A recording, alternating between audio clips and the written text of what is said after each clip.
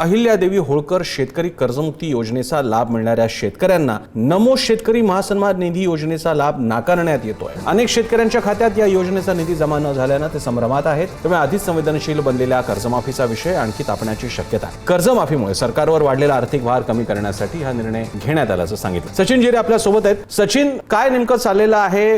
2-3 योजनांमध्ये अनेकदा असंही असतं की तुम्ही अमुक एका योजनेचा लाभ घेत असाल तर दुसऱ्या योजनेला तुम्हाला लाभ मिळत नाही असा नियम आणला जातो। जसं लाडकी बहिणीच्या बाबतीत आपण पाहिलं की नंतर सगळे नियम लक्षात आले, तसं इथे नेमकं काय चाललंय?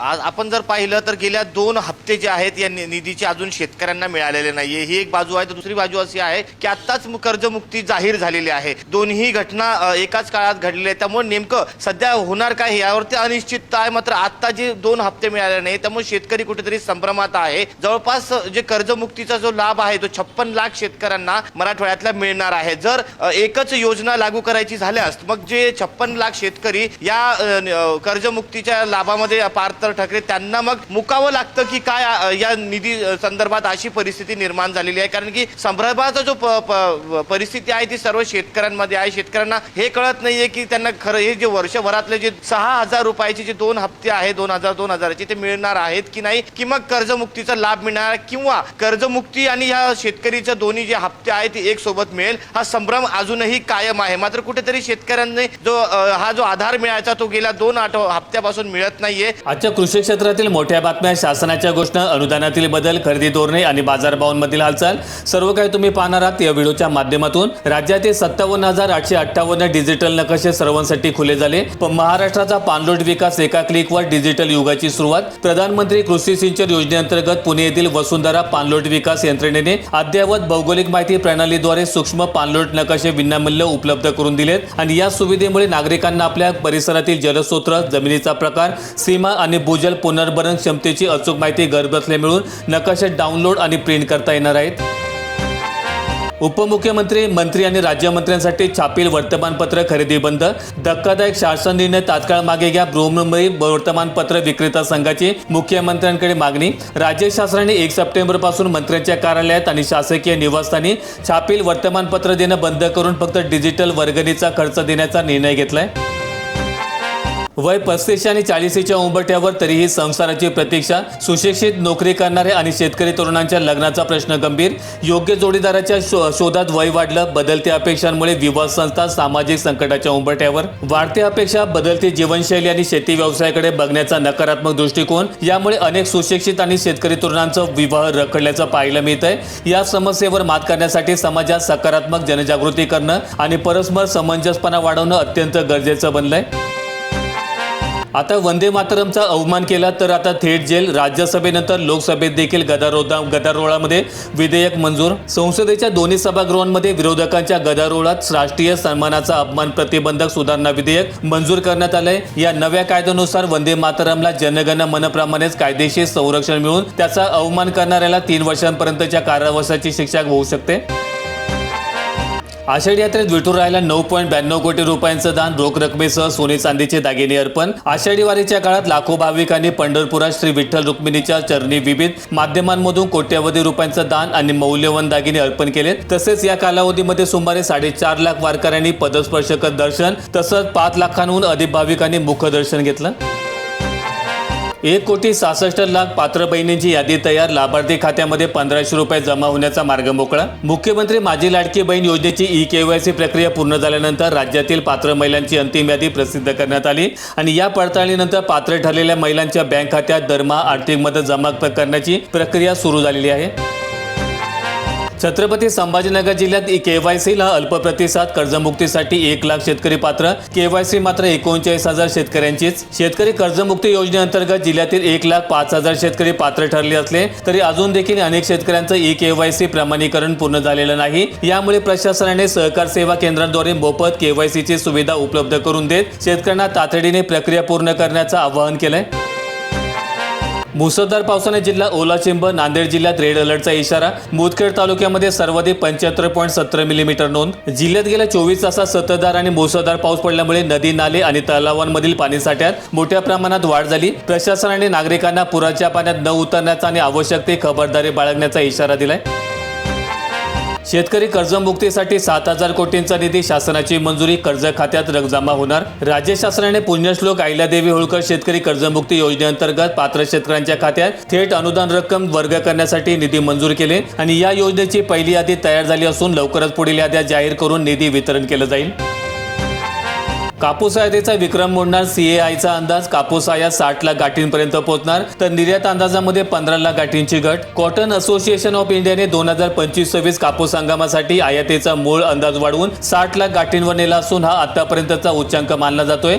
सरकारने जून ते ऑक्टोबर कालावधीसाठी कापूस आयात शुल्कमुक्त केल्यामुळे व्यापारी या सवलतीचा फायदा घेत मोठ्या प्रमाणावर परदेशातून खरेदी करत आहेत. KYCच्या अटींमुळे शेतकऱ्यांची होते दमच्या कर्जमाफीची रक्कम रखडण्याची भीती. राज्य सरकारने जाहीर केलेल्या अहिल्याबाई होळकर कर्जमुक्ती अभियानाचा लाभ घेण्यासाठी KYC अनिवार्य केली असली तरी संबंधित संकेतस्थळ सतत वारंवार बंद पडल्यामुळे शेतकरी त्रस्त झालेत. 30 जुलैपूर्वी कर्जमाफीची रक्कम खात्यात जमा करण्याची घोषणा झाली असली तरी पोर्टलच्या तांत्रिक अडचणींमुळे ही मुदत पाळली जाईल का याबाबत शेतकऱ्यांमध्ये साशंकता आहे. यवतमाळ जिल्ह्यातील 6 तालुक्यांमध्ये अतिवृष्टी, नदी नाले दुथडी, वणी, झरी आणि जामणी परिसरामध्ये मुसळधार पावसाचा रातोरात कहर. रासा येथे सर्वाधिक 85.50 मिलीमीटर पावसाची नोंद. जिल्ह्यात मुसळधार पावसामुळे अनेक तालुक्यांमध्ये नदी नाल्यांना पूर येऊन रस्ते आणि सकल भाग पाण्याखाली गेलेत, ज्यामुळे वाहतूक कोंडून सामान्य जनजीवन विस्कळीत झाले. या पावसाने खरीप पिकांना काहीसा प्रमाणात दिलासा मिळाला असला तरी स्थानिक प्रशासनाने नागरिकांना आणि शेतकऱ्यांना सतर्क राहण्याचं आवाहन केलंय. लाडक्या बहिणींना तिकिटात 50% सवलत, मग स्मार्ट कार्डची सक्ती का? महिलांना 50% बस प्रवासामध्ये सवलतीचा लाभ घेण्यासाठी 119चे स्मार्ट कार्ड काढणं सक्तीचं केल्यामुळे ही योजना सोयीची की अतिरिक्त खर्चाची असा सवाल प्रवाशांकडून विचारला जातोय. अधिकृत शुल्काव्यतिरिक्त अनेक ठिकाणी एजंटकडून 300 ते 400 पर्यंतची बेकायदेशीर वसुली केली जात असल्याची नागरिकांमध्ये तीव्र संताप व्यक्त केला जातोय.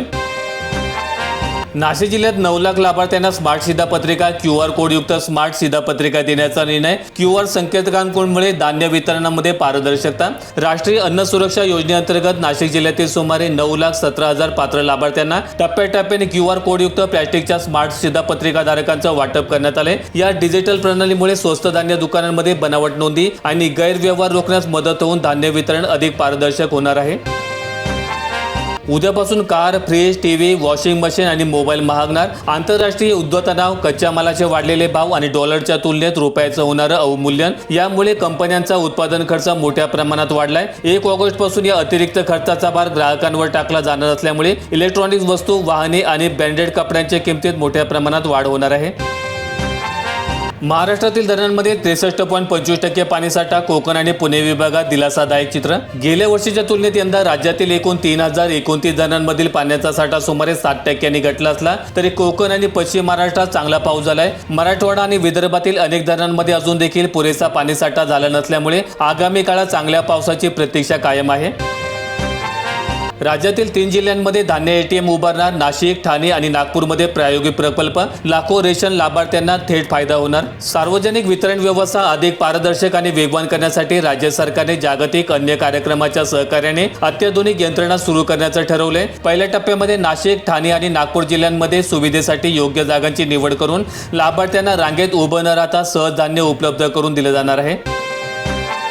पुणे जिल्ह्यातील 414 गावे इको सेन्सिटिव्ह झोनच्या कक्षेत. निर्बंधांमुळे चिंता. खाणकाम, लाल श्रेणीतील उद्योगांवर बंदी. अंतिम अधिसूचनेपूर्वी आक्षेप सूचनांची प्रक्रिया. आदिवासी भागातील हक्कांबाबत प्रश्नचिन्ह. पश्चिम घाटाच्या अधिसूचनेवर रंगली उलटसुलट चर्चा. पश्चिम घाटातील पर्यावरणदृष्ट्या संवेदनशील क्षेत्राच्या संरक्षणासाठी केंद्र सरकारने काढलेल्या अधिसूचनेत जिल्ह्यातील मोठ्या भागाचा समावेश करण्यात आलाय. यामुळे स्थानिक रहिवासी, शेतकरी आणि आदिवासी बांधवांच्या जमिनीच्या मालकी हक्कांवर तसंच भविष्यातील रोजगाराच्या संधींवर कठोर मर्यादा येतील अशी भीती व्यक्त केली जाते.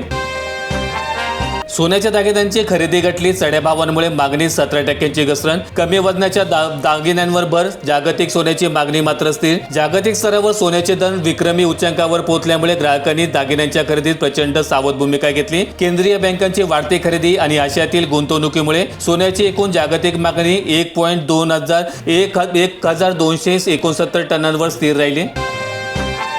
नाशिक जिल्ह्यात पावसाने सरासरी गाठली. 8 धरणे 100% भरली. जायकवाडीकडे 32 TMC पाणी रवाना. धरणांमधील पाणीसाठ्यामध्ये वाढ. पश्चिम पट्ट्यात झालेल्या मुसळधार पावसामुळे पाणीसाठ्यामध्ये मोठी वाढ झाली असून अनेक धरणांमधून पाण्याचा विसर्ग सुरू करण्यात आलाय. पूर्व भागातील अनेक तालुक्यांमध्ये समाधानकारक पाऊस न झाल्यामुळे तेथील शेतकरी वर्ग अजून देखील चिंतेत आहेत.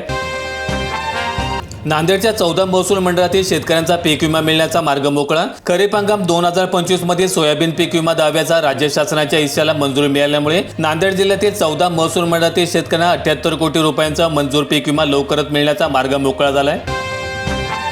मराठवाड्यात दमदार पाऊस, दुबार पेरणीचं संकट टळलं. बळीराजाला मोठा दिलासा, जायकवाडी 72%. गेल्या काही दिवसांपासून दडी मारलेल्या पावसाचं पुनरागमन झाल्यामुळे कोमेजलेल्या पिकांना संजीवनी मिळाली. नाशिकसह वरच्या धरणांमधून पाण्याची आवक सुरू झाल्यामुळे जायकवाडीच्या पाणी पातळीत लक्षणीय वाढ पाहायला मिळाली. सिन्नरमध्ये 240 मेट्रिक टन युरिया कागदावरच 2 गोण्यांसाठी शेतकऱ्यांची भटकंती. बफर स्टॉक रिलीज होऊन देखील खतांचा तुटवडा. शासकीय पातळीवर खतांचा बफर साठा मंजूर दाखवला जात असला तरी प्रत्यक्षात दुकानांमध्ये तुटवडा जाणवतोय. ऐन वाढीच्या काळात आधार लिंकिंग आणि वितरण प्रक्रियेतील त्रुटींमुळे शेतकऱ्यांना खतासाठी वन करावी लागत आहे. निराधार योजनेचे डीबीटी पोर्टल बंद असल्यामुळे लाभार्थ्यांची हेळसांड. पोर्टल लवकर सुरू करण्याची जिल्हाधिकाऱ्यांनी यांच्याकडे मागणी. गेल्या 2 ते 3 महिन्यांपासून तांत्रिक अडचणीमुळे संकेतस्थळ ठप्प असल्यामुळे हजारो वृद्ध आणि दिव्यांग लाभार्थी अनुदानापासून वंचित राहिलेत. प्रशासनाने तात्काळ संकेतस्थळ पूर्ववत करून न्याय न दिल्यास आंदोलनाचा इशारा स्थानिक संघटनांनी दिलाय. धाराशिव जिल्ह्यातील केवळ 20% शेतकऱ्यांनी भरला पीक विमा. विमा भरण्याचा आज अखेरचा दिवस. गेल्या वर्षी नुकसान होऊन देखील अनेक मंडळांमध्ये शेतकऱ्यांना विमा भरपाई न मिळाल्यामुळे यंदा शेतकऱ्यांमध्ये मोठी नाराजी दिसून येते. अंतिम मुदत जवळ आली तरी बहुतांश शेतकऱ्यांनी अर्जाची प्रक्रिया पूर्ण केलेली नाही. व्हिडिओ आवडला असेल तर लाईक ठोका, शेअर करा आणि अशा दैनंदिन शेतकरी बातम्या अपडेट्स मिळवण्यासाठी सबस्क्राईब करून बेल आयकॉनचं बटन दाबा.